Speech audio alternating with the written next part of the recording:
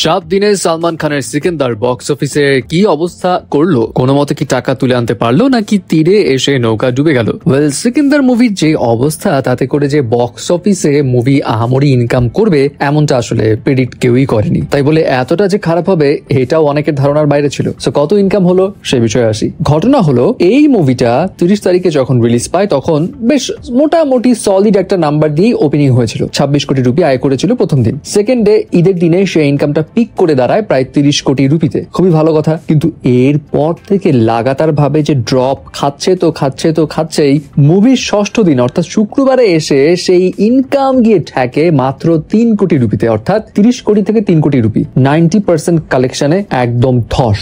এবং early estimate অনুযায়ী শনিবার অর্থাৎ গতকালে এই মুভির ইনকাম হয়তো কিছুটা বেড়েছে, 3 কোটি 75 লাখ রুপি থেকে ঠেকবে। রবিবারেও ইনকাম কিছুটা বাড়বে, তবে তাতে করে খুব বেশি আহামরি লাভ বক্স অফিসে সিকেন্দারের হবে না। কারণ শনিবারের ইনকাম 3 কোটি 75 লাখ রুপি ধরা হলেও সালমান খানের সিকেন্দার মুভি এক সপ্তাহে মাত্র কামাই করবে 95 কোটি রুপির মতো। এবং ট্রেড অ্যানালিস্টরা বলছে এই মুভির যে অবস্থা, তাতে করে ওই সানডে পর্যন্ত হয়তো ইনকাম পিক করবে, তারপরেই মুভির পর্দা একদম নিচের দিকে নামতে শুরু করবে এবং লাইফ টাইম কালেকশন হয়তো টেনে টুনে 115 থেকে 116 কোটি রুপির মধ্যে ঠেকবে এই মুভির। অবশ্য বক্স অফিসে এত বাজে পারফরমেন্সের পরও সিকেন্দারের কিন্তু একটা রেকর্ড আছে। সেটা কি? অক্ষয় কুমারের এবং ভীর পাহাড়িয়ার ওই স্কাই ফোর্স মুভিকে টপকে ফেলেছে। স্কাই ফোর্স মুভি এক সপ্তাহে যে ইনকাম করেছিল তার থেকে বেশি ইনকাম করেছে এবং 2025-এ চাওয়া মুভির পর এই মুভিটা হচ্ছে এক সপ্তাহে আয় করা সেকেন্ড হাইয়েস্ট ইনকামওয়ালা মুভি। যাই হোক, সিকেন্দারের এই বক্স অফিসের হালত দেখে ট্রেড অ্যানালিস্টরা এটাও বলছে যে 2008 সালে